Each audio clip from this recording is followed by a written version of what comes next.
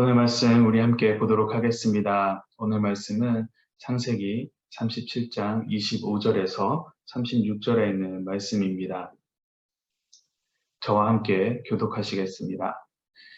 그들이 앉아서 음식을 먹고 있을 때 눈을 들어 바라보니 이스마엘 사람 상인들이 길앗에서 오고 있었습니다. 그들의 낙타에는 향신료와 향유와 모략이 가득 실려 있었습니다. 이스마엘 상인들은 그것을 싣고 이집트로 내려가고 있었습니다. 유다가 그 형제들에게 말했습니다. 우리가 우리 동생을 죽이고 그 피를 숨긴다고 얻는 것이 뭐가 있겠느냐. 자, 그에게 손대지 말고 그를 이스마엘 사람들에게 팔아버리자. 어쨌든 그는 우리와 살과 피를 나눈 형제가 아니냐. 그러자 다른 형제들도 말을 들었습니다.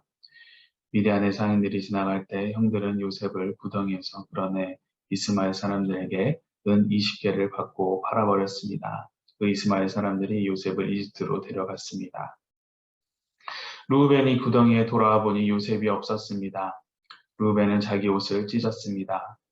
루벤은 자기 동생들에게 돌아와 말했습니다. 아이가 없어졌다. 이제 내가 내가 어디로 가야 한단 말이냐. 그들은 염소 새끼를 잡아 죽여 요셉의 옷을 가져다가 그 피를 묻혔습니다. 형들은 요셉의 옷을 아버지에게 갖고 가서 말했습니다. 우리가 이것을 발견했습니다. 이것이 아버지 아들의 옷인지 살펴보십시오. 야곱이 그 옷을 알아보고 말했습니다. 이것은 내 아들의 옷이다. 맹수가 그를 잡아먹었구나. 요셉이 틀림없이 갈기갈기 찢겼겠구나. 야곱이 자기 옷을 찢고 베옷을 입고 여러 날 동안 그 아들을 위해 슬피 울었습니다. 그의 아들, 딸들이 다 와서 그를 위로하려고 했지만 그는 위로받기를 거절하며 말했습니다. 아니다, 내가 슬피 울며 내 아들을 만나러 음부로 내려갈 것이다. 그는 자기 아들을 위해 슬피 울었습니다. 36절 함께 읽겠습니다. 한편 미디안 사람들은 이집트에서 요셉을 바로의 신하인 경호대장 보디발에게 팔았습니다. 아멘. 오늘도 주님의 말씀을 깨닫는 지혜가 여러분들의 삶 속에 풍성히 넘치기를 소망합니다. 먼 길을 걸어 형들을 찾아온 요셉을 보고 형들은 요셉을 죽이려고 음모를 꾸밉니다. 다른 형제들이 그런 음모를 꾸밀 때 어제 말씀 21절에서 르우벤이 이야기하죠. 그를 죽이지 말자. 그렇게 르우벤은 요셉을 구덩이에만 던져놓고 나중에 기회를 봐서 요셉을 구해주려고 합니다. 하지만 다른 형제들은 피를 묻히지 않는 대신 굶주림에 그리고 목마름으로 동생을 죽이려고 하죠.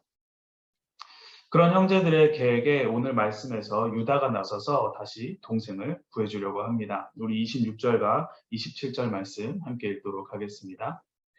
유다가 그 형제들에게 말했습니다. 우리가 우리 동생을 죽이고 그 피를 숨긴다고 얻는 것이 뭐가 있겠느냐. 자, 그에게 손대지 말고 그를 이스마엘 사람들에게 팔아버리자. 어쨌든 그는 우리와 살과 피를 나눈 형제가 아니냐. 그러자 다른 형제들도 말을 들었습니다. 유다가 요셉을 구하기 위해서 생각해낸 것은 요셉을 이스마엘 상인들에게 노예로 파는 것이었습니다.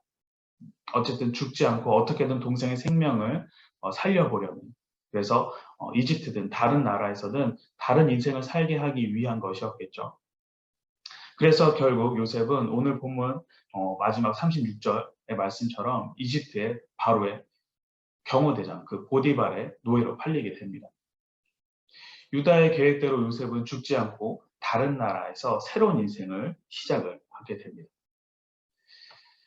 어제 본문에서 나온 그 요셉을 죽지 않게 하기 위한 르우벤의 계획, 그리고 오늘 말씀에 나온 유다의 계획. 만약 이들의 그런 계획이 없었다면 요셉은 어떻게 되었을까요? 다른 형제들의 처음 계획을 세웠던 것처럼 요셉은 그 자리에서 바로 죽게 되었을까요? 처음 요셉을 향한 그 시기와 질투, 그래서 죽기를 계획할 때 아마 르우벤과 유다도 다른 형제들과 같은 생각을 해서 동참을 했었을 것입니다. 하지만 때가 되었을 때에 르우벤의 마음을 움직이신 분은 누구였을까요? 바로 하나님이셨겠죠. 르우벤의 계획과 다른 방향으로 흘러가서 다시 또 요셉이 죽게 될 것을 보고 유다의 마음을 또 움직이신 분은 누구셨을까요? 하나님이십니다. 그러면서 그때 마침 이스마엘 상인들이 그 곁을 지나가게 하신 것도 하나님이시죠. 이처럼 루벤과 유다가 요셉을 살리기 위해서 계획은 했지만 그 모든 것을 주관하시는 분, 그래서 루벤과 요셉을 하나님의 계획을 실행하기 위해서 도구로 쓰신 것이 바로 하나님이십니다. 그들 때문에 요셉이 살린 게 아니고 하나님의 계획하심으로 그 모든 것이 이루어졌음을 우리는 봅니다. 그들이 살리려고 하지 않았다고 해도 하나님께서는 다른 방법을 통해서 요셉을 구원하셔서 이집트로 보내셨을 겁니다. 보기에는 루벤과 유다의 그 동생을 위한 계획 같아 보이지만 실제 요셉의 삶을 이끄신 것은 주님의 계획하신 가운데 이루어졌습니다. 이 땅을 주관하시고 구원의 주체는 인간이 아니라 바로 하나님이시기 때문입니다. 북이스라엘에 3년 동안 가뭄이 들었을 때 엘리야를 하나님께서는 어떻게 하십니까? 까마귀를 통해서 떡을 받게 하시고 시냇물을 통해서 물을 공급받게 하십니다. 그 이후에는 사르밧 과부를 통해서 먹을 양식을 받게 하시죠. 이 모든 것이 어떻게 이루어졌습니까? 까마귀와 사르밧 과부의 의지대로 이 모든 것이 이루어진 것인가요? 아니죠. 까마귀와 사르밧 과부는 엘리야에게 먹을 것을 전달하기 위한 도구로서 하나님께 쓰임을 받은 것입니다. 하나님의 계획하심을 이루는 수단이었습니다. 이번 주일 설교 때 풍랑 가운데 있는 제자들을 예수님께서는 지켜보고 계시고 기도하고 계시고 주님의 때와 방법으로 구원을 하신다라고 말씀을 드렸습니다. 이처럼 우리를 보호하시고 구원하시는 분은 오직 주님 한 분뿐입니다. 우리 구원자 되시는 주님께서는 정말 수많은 방법을 가지고 우리들을 구원하시고 이끌어 주시는 분이세요. 비록 세상의 기준으로 최악의 상황 가운데 처했다고 할지라도 여러분 두려워하지 마시기 바랍니다. 주님께서 우리를 위해서 계획하시고 방법을 준비해 두고 계십니다. 어떤 상황에서든 두려워하는 것이 아니라 주님께서 우리를 위해 무엇을 준비하시고 어떻게 이끌어 주실지를 기대하시기를 축복합니다. 우리 29절 그리고 30절 말씀 함께 읽도록 하겠습니다. 루벤이 구덩이에 돌아와 보니 요셉이 없었습니다. 루벤은 자기 옷을 찢었습니다. 루벤은 자기 동생에게 돌아와서 말했습니다. 아이가 없어졌다. 이제 내가 어디로 가야 한단 말이냐. 요셉을 돕기 위해 잠시 형제들과 떨어져 있다가 돌아온 루벤은 요셉이 이스마엘 상인에게 팔린 것을 보고 울부짖습니다. 여기서 루벤이 옷을 찢는 행동을 하는데 옷을 찢는 행동은 당시 이스라엘 백성들이 절망과 고통을 참을 수 없을 때 취하는 행동이었습니다. 마치 우리나라에서 가슴을 치는 것과 같은 그런 행동이죠.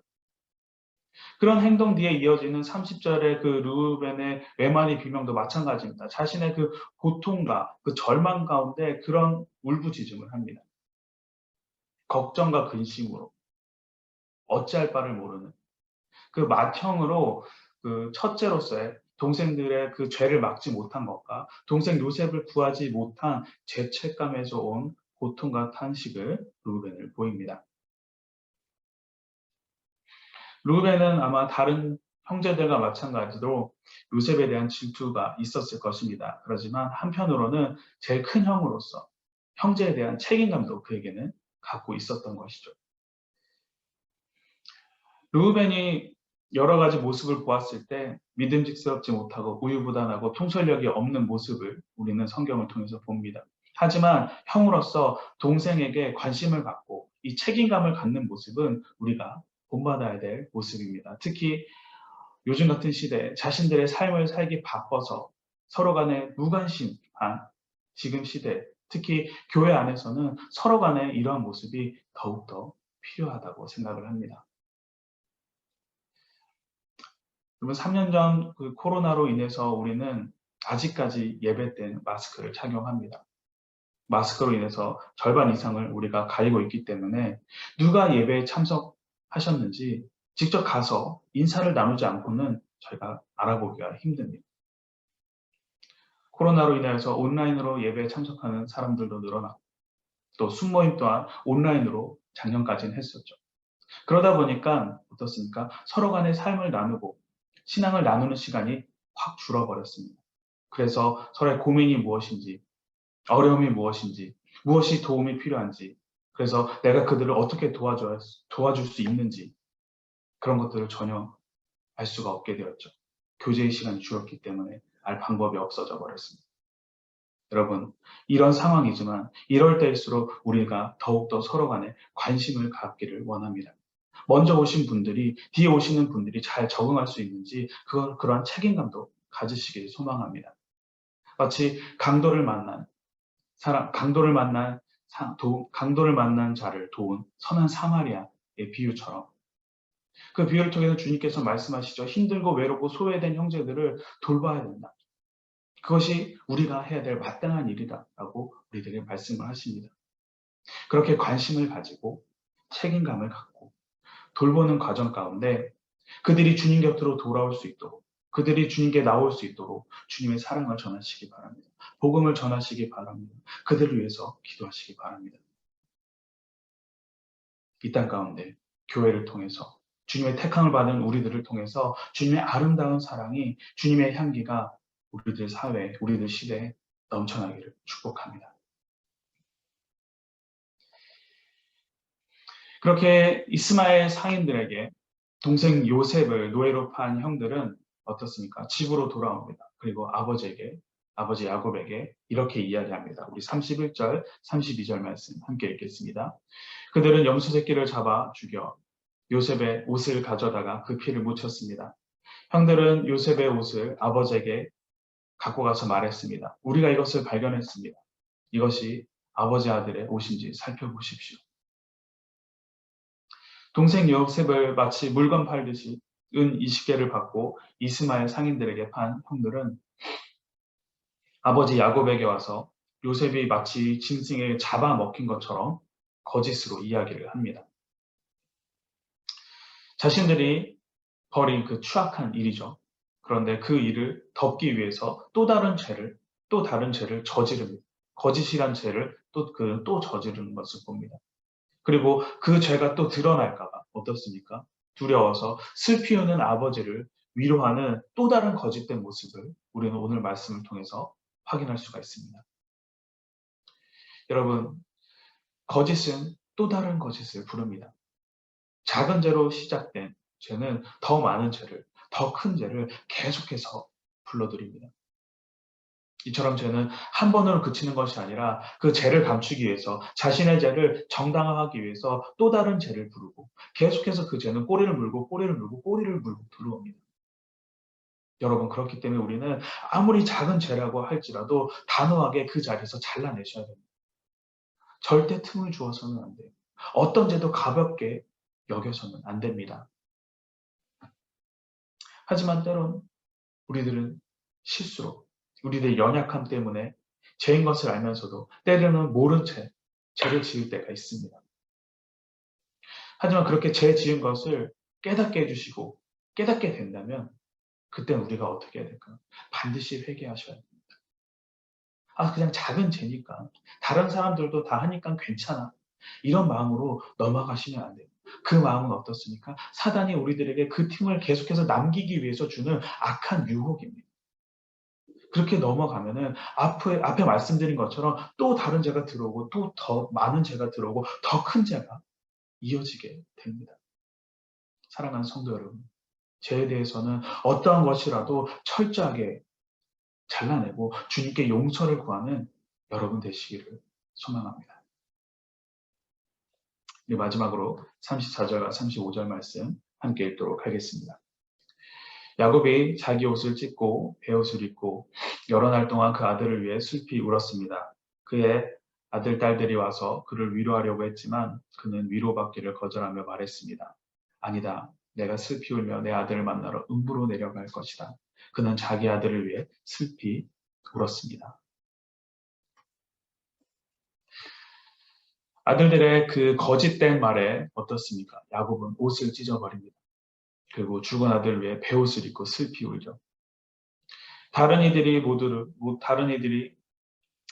야곱을 위로하려고 하지만 야곱에게는 전혀 위로가 되지 않습니다. 그러면서 이야기합니다. 내 아들을 만나러 음부로 내려갈 것이다. 야곱이 괴로워하며 말한 이 음부에 해당하는 원어 쉐울은 어두운 장소, 침묵의 장소, 찬양할 수 없는 자들이 모인 장소, 돌아올 수 없는 장소 등으로 성경에서 해석이 됩니다. 그만큼 이 괴로움에 야곱이 외친 이 내 아들을 만나러 음부로 내려갈 것이다 라고 하는 것은 자신이 그 너무나도 사랑하는 아들 요셉을 향한 아버지로서의 그 애틋한 감정, 죽은 영혼이 거하는 어둠의 지하 세계라고 할지라도 아들 요셉과 함께 할 수만 있다면 내가 그곳에라도 가고 싶다. 아버지로서 아들을 너무나도 사랑하면서 슬피 우는 장면입니다. 야곱의 이러한 마음은 부모들이 자녀를 위해서 자신을 희생하는 것이 전혀 아깝지 않다라는 그런 마음 같습니다. 그리고 자녀를 향한 부모의 마음은 우리를 자녀로 택하신 하나님 아버지의 마음이기도 합니다. 집 나간 자식이 돌아오기만을 바라는 부모의 마음으로 죄로 인해 사망에 빠져서 도저히 헤어나오지 못하는 인류를 보시는 하나님의 마음은 오늘 본문에서 야곱이 요셉을 향한 부성애보다 더 크고 놀랍습니다. 성자 되시는 아들인 예수님을 인간의 몸으로 이 땅에 오게 하셨고 이 땅에 오셨고 십자가에 못 박혀 죽게 하신 만큼 우리를 사랑하시는 하나님, 우리를 향한 주님의 사랑은 우리로서는 도저히 가늠하기도 측량하기도 어려운 크나큰 사랑입니다. 사랑하는 성도 여러분, 우리를 향한 하나님의 사랑은 무엇과도 누구와도 비교할 수 없고 바꿀 수 없는 것입니다. 그런 하나님의 사랑이 지금 우리들의 삶 가운데 임하고 있습니다. 하나님의 사랑이 우리를 보호하시고 인도하고 계십니다. 죄인된 우리를 위해 죽으심으로 우리를 향한 사랑을 확증하신 주님만을 믿고 나아가는 축복이 우리들의 삶 가운데 언제나 임하기를 간절히 소망합니다. 지금 이 시간 우리 함께 기도하도록 하겠습니다. 오늘 말씀 가지고 우리 함께 기도할 때에 하나님 아버지 언제나 저희를 주님의 계획하신 가운데 이끌어 주시며 너무나도 감사드립니다. 이 땅에서의 삶 가운데 어떠한 작은 죄의 유혹이라도 할지라도 그것을 분별할 수 있고 이겨낼 수 있는 지혜와 능력을 주님 허락하여 주시옵소서. 언제나 주님의 크고 놀라우신 사랑에 감사드리는 삶 살게 하여 주시고 주님의 사랑과 진리를 나의 것으로만 갖고 있는 것이 아니라 널리 전하는 자로 주님의 도구로 쓰임받게 하여 주시옵소서. 우리 함께 기도하도록 하겠습니다.